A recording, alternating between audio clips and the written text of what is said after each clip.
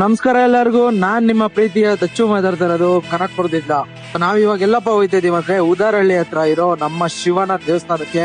ಸಿದ್ದಪ್ಪಾಜಿ ದೇವಸ್ಥಾನನೇ ಅಂತ ಹೇಳ್ತಾರಲ್ಲ, ಸಾವಿರಾರು ವರ್ಷದ ಇತಿಹಾಸ ಇದೆ ಅಂತ ಹೇಳ್ತಾರೆ ಜನರು. ಆ ದೇವಸ್ಥಾನಕ್ಕೆ ನಮ್ಮ ಪಯಣ ಇವತ್ತು.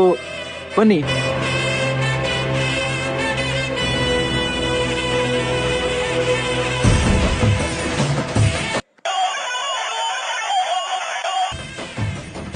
ಇದೊಂದು ಹಳ್ಳಿ ಮೇಲೆ ಕ್ರಾಸ್ ಆಗ್ಬೇಕು.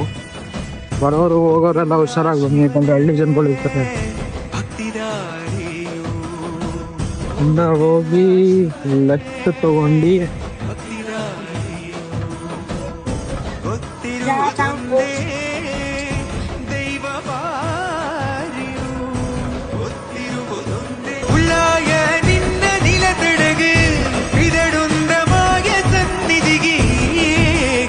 ಈ ಒಂದು ದೇವಸ್ಥಾನಕ್ಕೆ ಬರೋರೆಲ್ಲರೂ ಕೂಡ ಒಂದು ಪಾಸಿಟಿವ್ ಎನರ್ಜಿನ ತುಂಬಿಸ್ಕೊಂಡಿರ್ತಾರೆ. ಏನೇ ಬೇಡ್ಕೊಳ್ಳಿ ಎಲ್ಲ ನಿವಾರಣೆ ಆಗುತ್ತೆ ಅಂತ ಒಂದು ನಂಬಿಕೆಯಲ್ಲಿ ಹೋಗ್ತಾರೆ. ಸೊ ಅವ್ರಿಗೊಂದು ಲೈಫ್ಗೆ ಒಂದು ಪಾಸಿಟಿವ್ ಎನರ್ಜಿಯನ್ನು ತುಂಬುತ್ತೆ. ನೋಡ್ಬೋದು ನೀವು, ಯಾವ ಕಡೆ ಸುತ್ತಮುತ್ತ ಎಲ್ಲೇ ನೋಡಿದ್ರು ಕೂಡ ಕಾಡು, ಬೆಟ್ಟ, ಹಳ್ಳಿ, ಹಸಿರಿನಿಂದ ಕೂಡಿರುವಂತಹ ಜಾಗ ನೋಡಿ.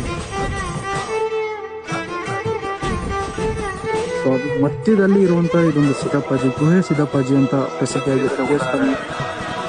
ಸೊ ಇನ್ನೊಂದು ನಾನೇನಪ್ಪ ನೋಟಿಸ್ ಮಾಡಿದೆ ಅಂದ್ರೆ, ಇಲ್ಲಿ ನೋಡ್ಬೋದು ವೈಟ್ ಸ್ಟಿಕ್ ಬಾಟಲ್ಸು.